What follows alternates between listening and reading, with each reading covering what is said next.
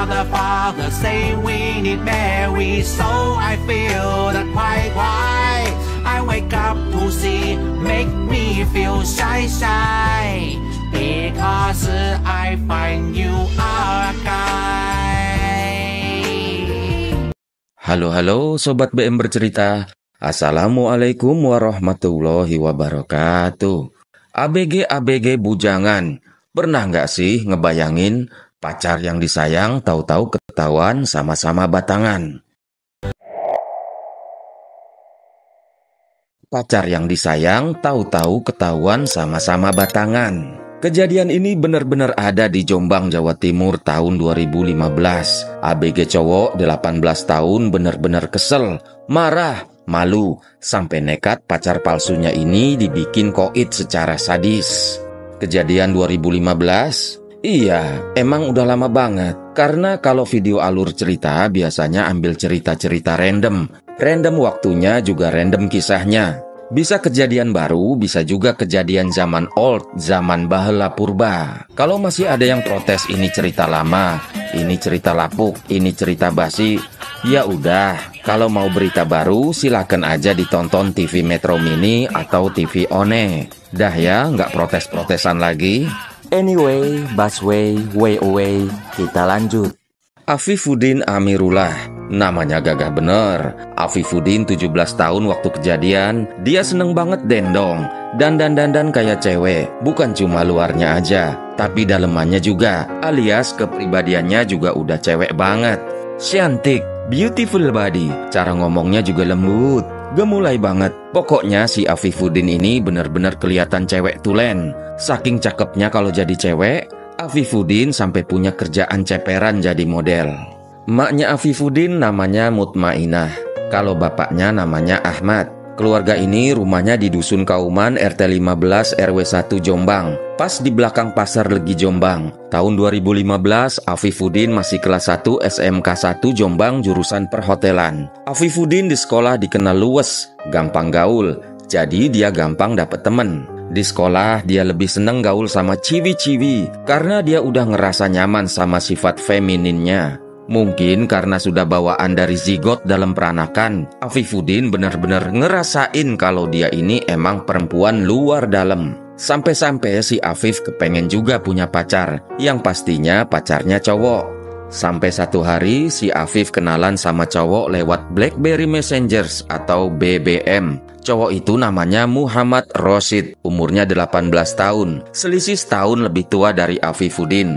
Rasid yang dari desa Cangkringan, bukan dari keluarga kecukupan, malah bisa dibilang dari kalangan elit, ekonomi sulit. Dia udah nggak sekolah lagi, kerjaannya cuma nongki-nongki, kongkow-kongkow aja seharian sama temen-temennya yang masih sama-sama nganggur. Kayak ABG normal yang lain, Rosid mulai demen sama cewek dan kepengen banget punya pacar. Sampai akhirnya dia kenalan sama Afifuddin lewat aplikasi BBM, BlackBerry Messengers itu. Abis kenalan, Rosid sama Afif mulai semakin saling deket. Makin lengket, nggak nyampe sebulan dua-duanya langsung setuju pacaran. Dua-duanya sering ketemuan untuk nongkrong bareng. Rosid ngerasa happy banget punya pacar cakep, lemah lembut juga baik. Tapi yang Rosid nggak tahu pacarnya sebenarnya laki-laki. Emang ini kelakuan si Afif yang emang niat mau bohongin Rosid. Rosid yang beneran laki-laki asli nggak pernah mikir untuk jadi belok. Rosid adalah laki-laki tulen yang nafsuan sama cewek. Di depan Rosid, Afif action bener-bener kayak perempuan. Dia make upan juga pakai kerudung. Saking pinternya Afif ngumpetin identitasnya, sampai-sampai Rosid nggak nyadar kalau Afifah sebenarnya lelaki. Ya, dia ngaku sama Rosid kalau namanya Afifah. Satu hari, si Rosid ngenalin pacarnya di depan temen-temennya. Dia bangga banget waktu itu. Tapi di situ Rosid malah diledek. Diketawain temen-temennya. Pasalnya rupanya temen-temen si Rosid udah lama tahu kalau pacarnya si Rosid ini perempuan-perempuanan alias perempuan palsu. Jadi waktu itu si Rosid dibully abis-abisan. Sambil temen-temennya itu bilang kalau Rosid hombreng. Sid, tenanan kamu demenan karo cah iki. Iki udah wedok loh. Kamu itu homo ya? Waktu tahu kenyataan itu, Rosid kesel, malu, kecewa karena udah dibohongin sama orang yang udah terlanjur disayang. Tapi kalau dia inget-inget bisa-bisanya jadi demen sama Afif, dia jadi ngerasa malu juga jijai. Rosid pengen ngomong empat mata sama Afif. Dia pengen mastiin apa kata temen-temennya.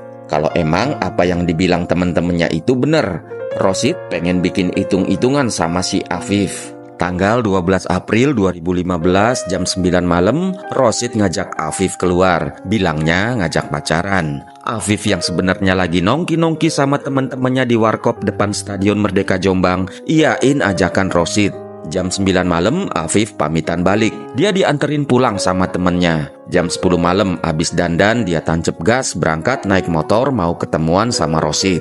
Afif sempet pamitan sama emak bapaknya. Bilangnya mau ketemuan sama temennya. Sebelum jalan-jalan, dia mau jemput Rosid dulu di rumahnya. Abis itu, Afif sama Rosid jalan-jalan di kitaran Kecamatan Tempelang, juga Kecamatan Megalu. Rosid sama Afif akhirnya sampai di jembatan yang ada di Dusun Sumberwinong, Desa Banjardowo, Kecamatan Jombang. Waktu itu udah jam lewat tengah malam. Hari udah masuk ke tanggal 13 April 2015. Di jembatan yang sepi banget itu cuma ada dua orang itu aja. Rosid yang dari tadi mendem emosi, dia terus perhatiin si Afif untuk mastiin si Afif ini perempuan atau bukan.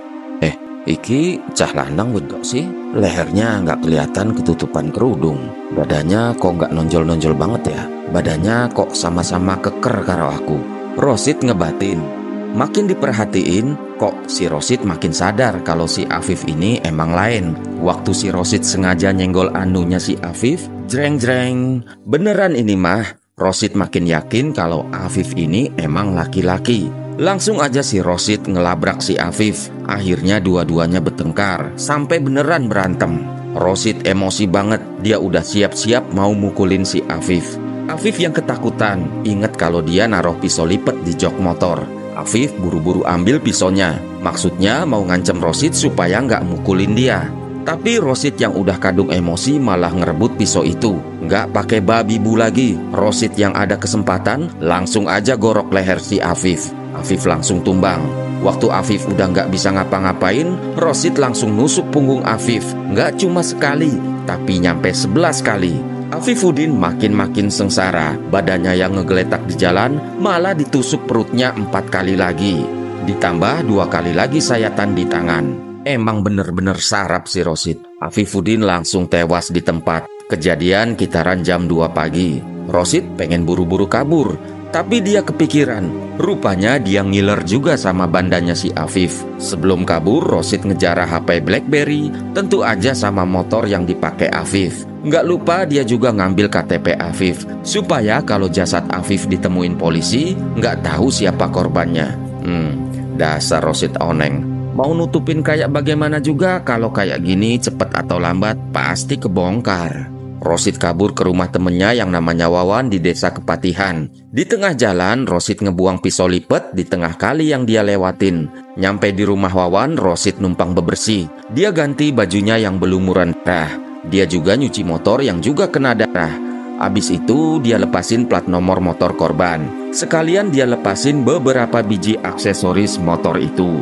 Wawan waktu itu sempet nanya, "Itu motor siapa? Kenapa motornya agak ringsek kayak gitu?"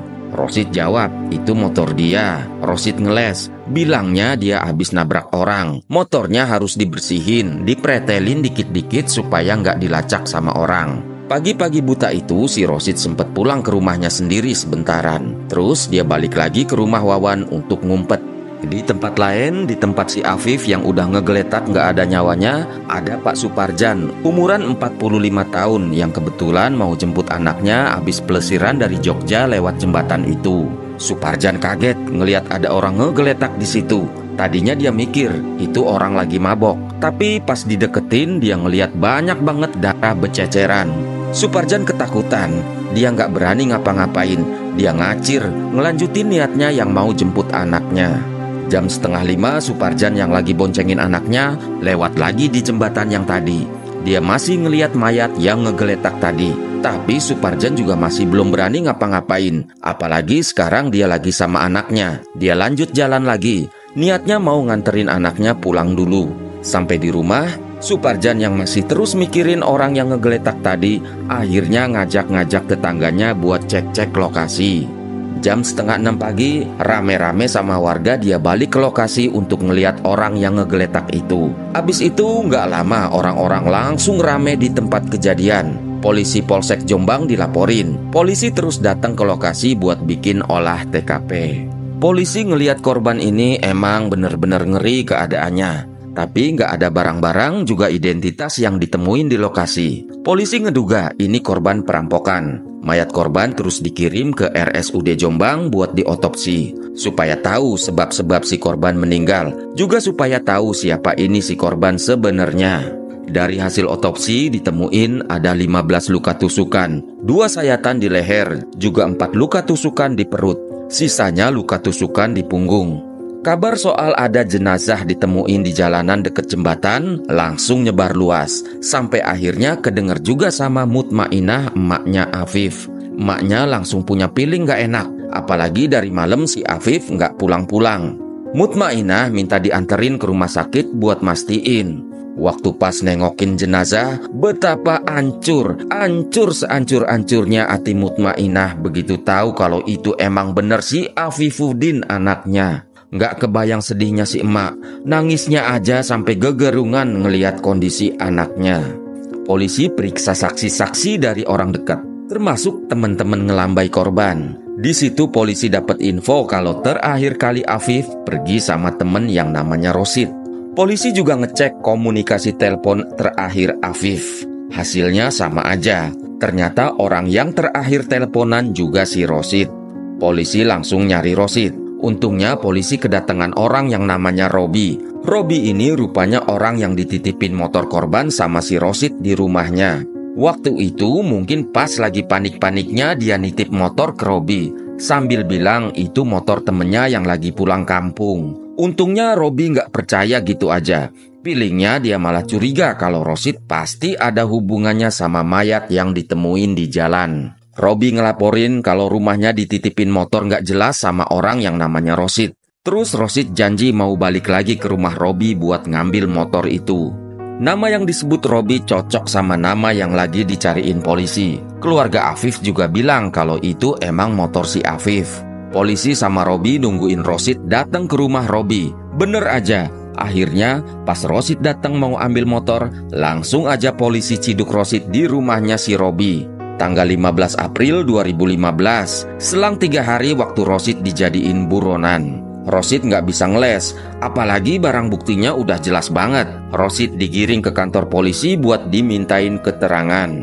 Dia ngaku semua kelakuannya. Di depan polisi dia juga ngaku kalau dia emosi karena ketipu sama Afif yang ngaku kalau dia cewek. Apalagi dia juga diledek, dibully temen-temennya. Dia jadi malu, marah, juga dendam sama si Afif. Sampai akhirnya di persidangan tanggal 27 Agustus 2015, Rosid divonis penjara 12 tahun. Tentu aja keluarga Afif nggak terima. Keluarga besar Afif bikin demo di depan kantor pengadilan. Bahkan waktu vonis 12 tahun dijatuhin ke si Rosid, maknya Afif teriak-teriak histeris di depan pengadilan negeri Jombang. Saya tidak terima cuma penjara 12 tahun. Utang nyawa harus dibayar nyawa. Afifuddin sebelum kematiannya dia dikenal sebagai anak yang baik. Mutmainah emaknya bilang, sudah lama tahu sisi feminin anaknya. Mutmainah juga udah sering negor anaknya yang pakai riasan. Tapi anaknya alasan kalau nggak pakai riasan susah buat jadi model. Yang mungkin juga kalau profesi model ini jadi salah satu pemasukan buat keluarga. Jadinya Afif kebablasan. Walau begitu, apapun kondisinya, anaknya tetaplah anak yang dia sayang. Tentu aja Mutmainah nggak terima anaknya diperlakukan sangat jahat sampai tewas kehilangan nyawa.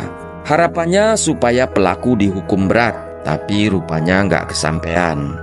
Terima kasih sudah menyimak video ini. Wassalamualaikum warahmatullahi wabarakatuh. Have a nice day and bye-bye.